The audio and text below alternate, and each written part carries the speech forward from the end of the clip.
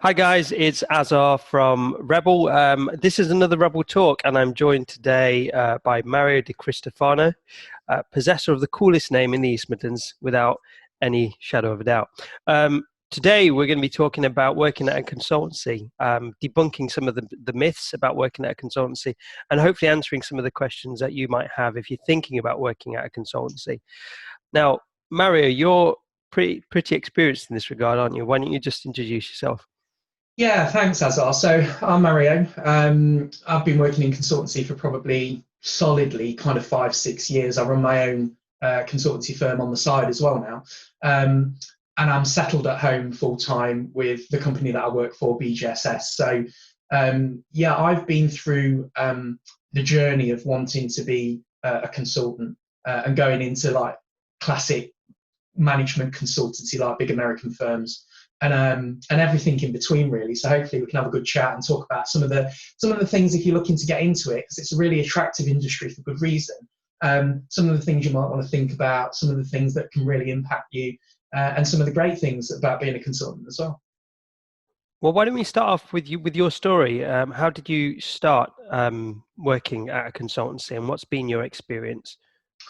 So I started off my career as a technical like system administrator, and I knew really early on that I wanted to be involved in IT somehow. And as I worked through my career, I got into project management and the kind of delivery of digital projects and technology projects, and realised that I was just as much into helping businesses and people as I was with the technology. So my career has evolved into more support and helping businesses kind of leverage technology, and also thinking about how they do projects. So it was probably 8 years ago my kind of career started to morph from being like an IT sort of lead and being technically hands-on day to day, to more constantly talking to board members and C-level execs and saying, look, you might want to think about this, or you might want to think about this, because in another company I've worked at, I've made this mistake and this is what we did. So I found myself being able to provide really valuable kind of real world experience that other companies could leverage. And the more I worked through my career, the more I was able to do that because my experience had grown. So, if you think about the positive experiences that you've had at consultancies, what would you say they've taught you about the benefits of moving towards working at a consultancy? So what are the positive elements of being a consultant? Yeah, so the best kind of companies, like what do you get from working there? I think what's interesting, right? So there was definitely a springboard company for me that enabled me and kind of empowered me to go and be a consultant. So the move very much was being a full-time employee to becoming a contractor. And that was something that I'd always run a business on the side, and it was quite small, and we all have kind of grandiose visions of working for ourselves, but I've never really had the bottle to do that full time. So I'll always prop my career up with a full-time job. And as I became a contractor, what that did was start to frame my kind of mindset into thinking, well, this is how it is if you're on your own, right? And this is some of the uncertainties in life in terms of career and your monthly pay and your holiday pay and all the things that full-time employees take for granted. They're not there anymore. So there was a distinct move from me being a full-time employee to a contractor, which then led to me being a consultant. So I did a really good engagement for about 18 months with a company in Birmingham and had a fantastic time helping to lead a digital project. And it was there that I'd built enough confidence, which was really important. And the business, they allowed me to advise them on probably things outside the scope of what I was there to do. And I built a really good relationship with the management team. And that made me think that actually I've got a skill of forging those relationships at a senior enough level to be able to do change. Mm-hmm. So management consultancy then was the right next step for me, which is what I did. What I didn't know was that I actually knew nothing about what management consultant was really like. And that next 12 months for me was a bit of a kind of an eye-opener, really. Well, that's interesting because I know, I mean, you go back some time. I think we were Yeah. speaking sort of 10 years ago or so, and I think you were a contractor at that point. And I know with some of the consultancies we work with, they do say, look, if you can find someone that's done contracting before, that's a really good fit for us. But what would you say are the different dynamics between being an independent contractor and then moving to working at a consultancy? Is there much of a difference? Yeah, there's so many nuanced differences that I think until people do it, you're not aware of. So, and I've been on and off kind of a full-time employee and dipped my toe in contracting maybe for the last decade. And you're right, we go back a long time. Being a contractor is almost like being an FTE kind of. You have all the administration and the dealings with your own tax and obviously being self-sufficient, and you need to plan in time off and build up a nest egg of funds so you can take time off, not ever knowing when the next kind of contract is going to take place. But you still day to day as a contractor work within the confines of a full-time job. So you're still going to typically one office. If you're doing a major engagement, you're going to be going to one office every day. And if you do it for long enough, you forget you're a contractor. And actually, if you're a good contractor, that's the point. There should be no difference between you and an FTE, right? From an organizational perspective, we all know that there's nuanced differences between the highly paid consultants and contractors that come in and make everyone else begrudge them, right? Because they're there to do the same job but for more money. Actually, if you're really good at relationship building and kind of building those, forging those relationships between people, there should be no difference. So you forget, you become part of the company. And that's what happened to me at the company in Birmingham. And actually, I'd become so part of the organization, I forgot I wasn't one of them. The difference between going from that and being a management consultant, and it really does depend on the company at which you work for. So I'm initially talking about management consultancy, but I think of the big American kind of companies, maybe the top 6, all the things you read about. This is traveling every day. This is it's the culture shock, because you do many projects simultaneously, and you often have to context switch. And part of that context switching is physically changing where you are. So this is like getting on a plane on a Sunday night and being on client site to get there 9 o'clock Monday morning. This might be on the other side of Europe or sometimes the other side of the world. The pressure that puts on you, once you've got over the initial high of kind of, it looks fantastically glamorous. Actually, there's a huge toll on yourself, and you have to be really emotionally resilient to be able to cope with it. Being a contractor, typically you won't necessarily be doing that travel to that extent. In a traditional management consulting model, you're typically all over the place because you're being paid to be present at the client side. No, absolutely makes sense. Well, you mentioned the travel there. Are all consultancies the same in that regard? I can only, and I know we've got a question coming up about like what are some questions you can ask. So for me, and obviously I can only talk about the experiences that I've got, but being involved in some of the bigger firms, I know, and that this is a fairly common theme. But the bigger the company and the more global the company, the more global the clients, the more prestigious the clients, you're going to be working at their head offices. And those head offices are typically around the world. So I can think of sort of my experience with some firms where I spent less than a single day at the actual company I work for's office. Less than a single day, maybe 4 hours. And then for the next year, all I am is I'm on client side. So that can be really jarring, and that's quite common. It's very rare that you get to work from home, and very rare that you get to work away off site, because there's a certain perception of, because of the money that you're being charged out at, that you have to be physically present, because there's a correlation between that physical presence and perceived value. Now, COVID may have changed that, right? And things may be different in the future, but my experience is a lot of the bigger firms, you can expect as a consultant for sure to be traveling 60 to 70% of the time. Wow. Okay. Now, you mentioned also about the kind of charging model there, and I know that there is a difference, isn't there, between a project that you're being charged out at per hour and one that you're being charged out as part of a project cost. How does that dynamic affect you as an employee? Yeah, I think we'll talk about culture at some point as well. It depends on the culture of both the client and the nature of the project and how those fit together. So the reality is, so thinking of myself as a contractor, you still feel quite human. You're still delivering personal value, and you're still building that personal relationship with a client as a single standalone contractor.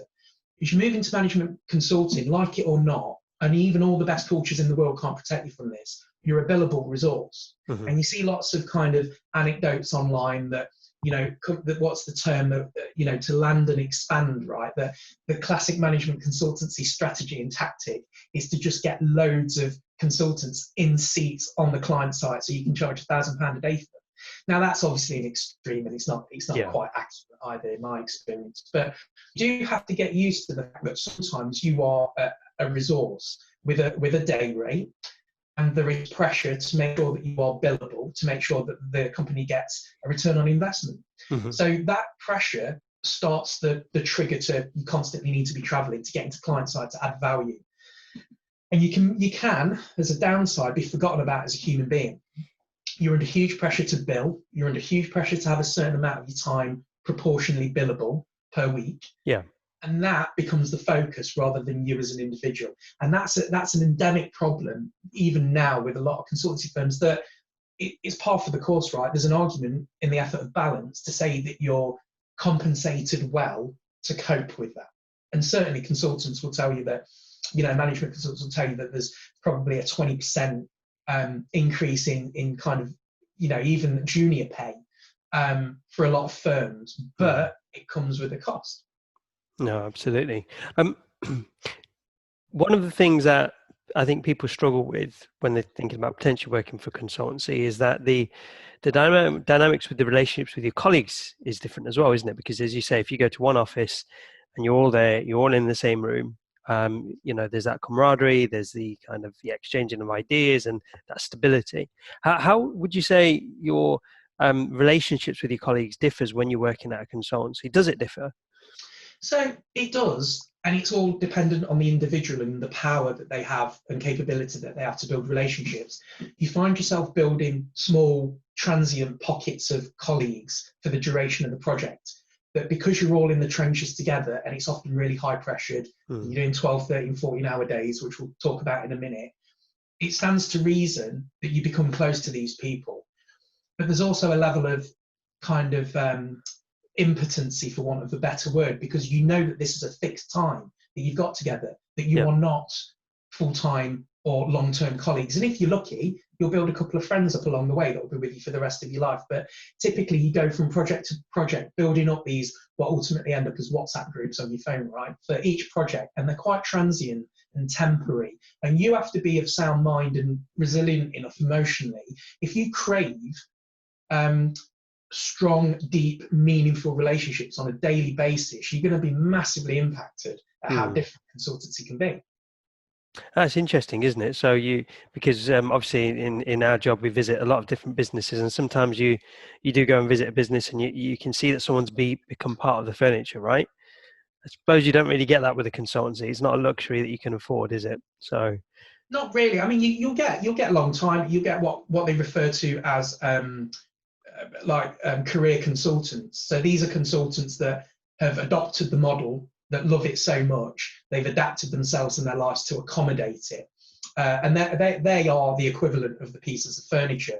But the reality is, consultancy as a career, most people won't make it a long-term career choice. It's something that you do for a fixed period of time to gain experience with major clients, maybe earn a bit of money, maybe test yourself. And then there's what's known as an exit, right? You move into industry. So often we see a lot of consultants, they'll do an engagement with a firm. They'll end up being hired by that firm because they're so good. And that's usually the exit. Most people won't stay in consultancy for more than 5 years maximum. You've kind of mentioned your own story, obviously, how you got into consultancy, and I know a lot of people get into consultancy after contracting for some time. But what are the kind of telltale signs that you're ready to consider a consultancy? What kind of thought process is someone usually going through? So there were a number of really clear things for me that happened maybe 12 months prior that were constantly, I was able to look back on and go, for example, I don't need to be managed. I don't need any kind of support. So I didn't need to talk to anyone about the problems that I was facing on the ground or the project that I was involved in. I found myself having a wide enough network of professional peers that if I had a problem, I'd be able to discuss it with them. And also in terms of my life was stable enough to accommodate things like travel and, well, to some degree, we'll talk about that in a sec. But I certainly didn't need management, and I didn't need any kind of the feeling of belonging as much that maybe I did when I was younger, and it might be an age thing. I think as you get to kind of mid-30s, and I know discussing age when we're talking about recruitment is pretty sketchy, but you do change as an individual and you become more independent. And I just found myself needing less and less from an organisation and being more conscious and focused on the value I was adding. And I wanted to add the value at the top because that's where I saw the change. So I just worked towards that. And I was emulating a consultancy job in my full-time jobs and in my contracting jobs. And I was creating the need for travel and creating the need to get out more in the different parts of the client's business. So it just seemed a very natural evolution. So the decision to be a kind of a full-time management consultant, I do that a lot, don't I? A full-time management consultant, it seemed quite natural, and you'll know. But you also need to know some of the pitfalls as well. No, absolutely. And I suppose if you get into it at the wrong stage in your career, it could potentially scar you, couldn't it? Because I know we work with people that are fairly young who have worked at consultancies, and sometimes they do struggle because of the level of demand and the fact that you are essentially sometimes left to your own devices and still expected to deliver. Sure. And equally, I know when we work with decision makers at certain consultancies, they do say, look, from day one or day two, you might be on client site and you're expected to add value. And you need to build up a certain amount of intellectual collateral, I suppose, to be able to do that. So we're now going to come on to Mario's super 5 questions to ask when interviewing at a consultant. I'm really looking forward to this. So just tell us what questions we should be asking. So it's a bit of background to this, right? So I like to think that I'm quite good at building relationships, and some of those relationships I've got is I'm quite close to recruiters, and I've got a couple of, and you're one of them, Azar, and Thank you. If the other guy's watching this, he'll know I'm talking about him. But in the world of recruitment, there's 2 or 3 companies and individuals that I'm quite close to. So that rapport building has built up a level of trust to be able to exchange kind of war stories and stuff, right? I think it's a really difficult position that recruiters are in, because you want to place the candidate and you don't want to put them off. Mm-hmm. But when you've developed a personal relationship with someone, it's very difficult to not give them the kind of the warts and all view. And I think the problem is with a lot of green new consultants and not having chance to build up a relationship with the recruiter, and they're just applying relatively blind. A lot of these warnings don't get communicated, and they can be really jarring. So that, for me, if I look back, we'll see if there's 5, right? I think there's 5. So the pressure's on you. You're going to have to come up with 5. Maybe not. So if I look back at the things that have really hurt me and that were really jarring, and the things that I really struggled to cope with, and the questions would have been born from that, and there's certainly something that was never presented to me by the recruiter. There were never warnings, never given to me. So number 1 was the attitude of, as a consultant, what value do I add when I'm not billing? So what I want to know by that is, what do you do as an organisation when I'm on the bench? So just to be clear, if you're not on client site, you'll be referred to being on the bench, or if you're particularly American, it's referred to being on the beach. And what happens is that you're meant to spend that time, it's almost unofficially given to you to recuperate. Because the idea is that you're flogged and flogged and flogged, and you might get the odd week off on the bench here or there. It's not in the consultancy's interest to do that, because while you're on the bench, you're not billable. Now, the problem with that is that some firms with slightly less than pleasant culture, it's almost seen as a bad thing, and you're constantly in fear of being laid off when you're on the bench. So you actively avoid it. And what I would have liked to have known is, as an organisation, what do you do with your consultants when you've got an expensive bench of people that aren't billable? What do you do?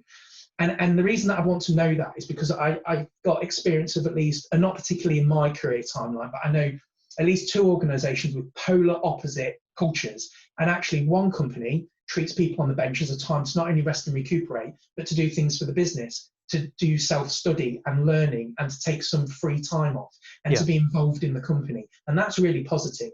The other side is if you're on the bench for more than 2 weeks, you're laid off. And I'd have just liked to have known and had a grown-up conversation, right? That's my first question. The second one is, realistically, what's my first engagement going to be? So your first engagement will shape especially if you're new, will shape your experience of the consultancy world. Now, if you're lucky, your first engagement will be local to you. It will be a relatively straightforward kind of engagement to let you get your teeth. Because remember, when you're starting with two companies. You're starting with the consultancy firm and the first client that you work on, and you have to kind of adopt both. So it's a real challenge for people. And I would have liked to have known that maybe my first engagement, I was going to be on the other side of the world, that I'd already been teed up to do, in a country where I don't speak the language. And the actual reason for me being there was a really technical, deep problem that I didn't have all the experience that I would have liked to have done. Now, if I'd have known that, I'd have factored that into my decision. And knowing, and be clear, some firms will know where they want to place you because you're being hired to fill that role. So I'd ask the question and I'd just say, look, is there going to be a time when I'm on the bench when I start, or am I going onto a client site? And if so, can you give me an idea of the vertical, the industry, and what I'm likely to be doing? So that's the second question. Just on that question, what if the company turns around and says, well, we know that we need you, but we don't know where we're putting you yet. So when you start, you could be anyway. Is that a warning sign, or is that fairly normal? It's a warning sign. So what you've just articulated there is word for word what a lot of organizations will say. And one of the issues with consultancy is you'll typically have weekly kind of calls where some organizations, it's almost like horse trading, different kind of organizations dependent on commercial need, with no thought that these people have families and they've got to get on two planes and a train and travel for 15 hours, right? So that happens weekly. So it's quite legitimate for a firm to say, we don't know yet. But generally, these roles are highly paid. So I would be somewhat concerned if they didn't have an idea of what my first engagement would be, because to employ someone, it costs a fortune, as we all know, and you all know as a recruiter. To employ someone and put them on the bench immediately costs the company potentially triple of what your yearly gross salary is. So they will always know where they're going to put you. And I would push, now I've got a bit more experience, I would push to get an answer to that question. Cool. Okay. So we've had, I think that's two. So you've got to come up with three. so two and a half. So yeah, we've talked about kind of where I'm going to be. So that was the last question. So then the next thing is, like, practically, and this is a real practical one that's really important. What is your expense policy? Now, this was a killer for me, right? And I'm going to talk now about something that's not talked about in the management consultancy industry. It's not talked about by recruiters. It's not talked about by employees, because no one wants to talk about it, because it's relation to class. And you can't talk about that. So the more prestigious firm you work for, the more travel you do. And the unspoken truth is, very rarely will that be paid. You will be expected, whether you're a 22-year-old graduate or whether you're a 45-year-old kind of experienced professional, you'll be prepared to fund that travel. That travel is not the odd train or the odd hotel stay. That travel is flying business class often, because there's a need for it. It is staying in some of the most expensive places in the world, which means expensive hotels, and paying for that up front.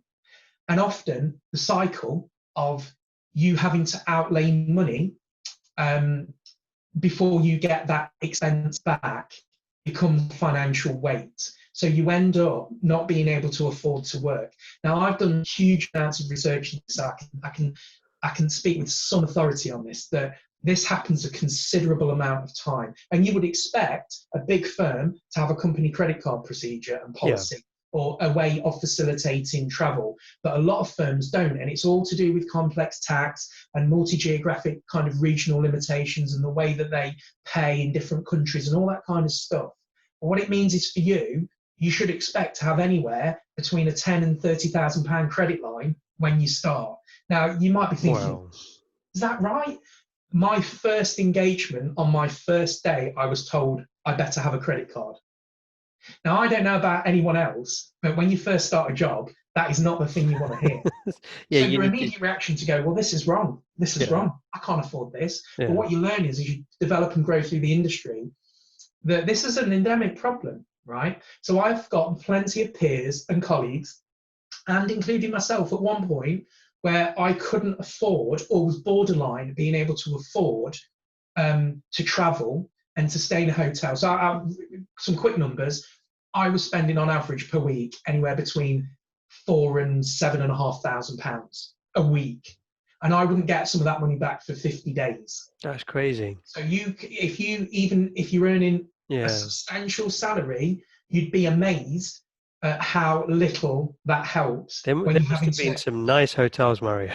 Well, they're nice, but they're all last minute. So you Yeah, pick up I the phone on a suppose. Yeah, Friday to be yeah. told you'll be in Italy on Monday, and of course everything's last minute, and you can't be efficient. You can't use third-party No, you aggregate just got to get sites done. Yeah, to make savings because you have to book directly. So you're always paying the maximum rate, and you're always trying to find ways of making your traveling more comfortable because you do it all the time. yeah. So typically, you'll pay for business class. And just on this, because I know I'm going on about it a bit, it is often sold to you that, well, you use your personal credit card and you get all the benefits of air miles and Aviva points and all that kind of stuff, and that's great, but it often doesn't pay the mortgage. Absolutely. So in summary, I'd really want to know their expense policy, and if I was young, or I didn't have a clear and free credit line, or I had financial commitments like family, I would really be careful with the firm that you go with. Yeah. Okay. Cool. I know. On the travel side, I think some consultancies are trying to, or have tried to, find ways where people that don't need to travel so much, such as developers, perhaps, don't need to travel, and then they get the other guys to do the bulk of the traveling. So I suppose it does differ on the type of role that you're going for, really, doesn't it? Yeah, it can do, of course, yeah. And it may be that with the way that the world is now and things that have happened, that they might change. And I Yeah. think there was a genuine need for companies to know that this is a problem, but it's definitely not spoken about, and it's definitely persistent today.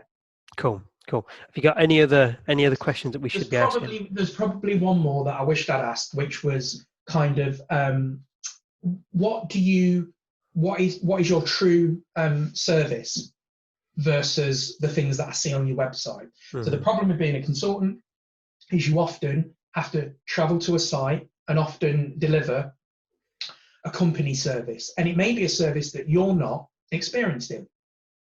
So the big firms will do everything from digital transformation to development to automation to RPA, everything in between, and you're expected to have a certain level of either expertise, being able to wing it, which is pretty uncomfortable when you're in front of a major client, and or be good enough to have analysis skills to be able to quickly research anything. And I'd want to know how the companies so the example is one of the companies that I'm thinking of offers 30 things, 30 service lines that it does, right? It actually only does 2 or 3 things, and it's only known to do 2 or 3 things, but it covers everything. So as a consultant, some of the jarring is you're expected to know about all of that. And if you as an individual know about Agile, or you as an individual know about automation, you don't necessarily want to be talking about target operating models to a bank, but you may find that your first engagement is that. Yeah. So that, on top of all the other issues like cost and being away from home, they're things to think about. Cool. I think my input on this would be, one of the questions that you should really ask is about your role, because if you're the sort of person that's used to doing quite a narrowly defined specialist role, quite often when you do end up working at a consultancy, you find that you have to wear many different hats. For sure. And you want to know the extent to which those hats will be changing, because I've known people who've gone into consultancy, for example, as a business analyst, and then 6 months later, it turns out that they're having to do technical elements, business analysis, Bit of coding on the side. yeah, project management, and sometimes they're not prepared for that. So do make sure that you do know the extent to which your responsibilities might vary. That's a great point. So cool. Well, Mario, that's been really, really useful. So hopefully anyone watching, wondering what it might be like to work at a consultancy and things that you need to be aware of, you've got something from this and taken away something that might make you better prepared for potentially making that leap. So Mario, thanks for your time. I'll speak to you again soon, my friend, and I'll catch you guys soon on another Rebel Talk. Take care. No Bye bye. problem. Bye.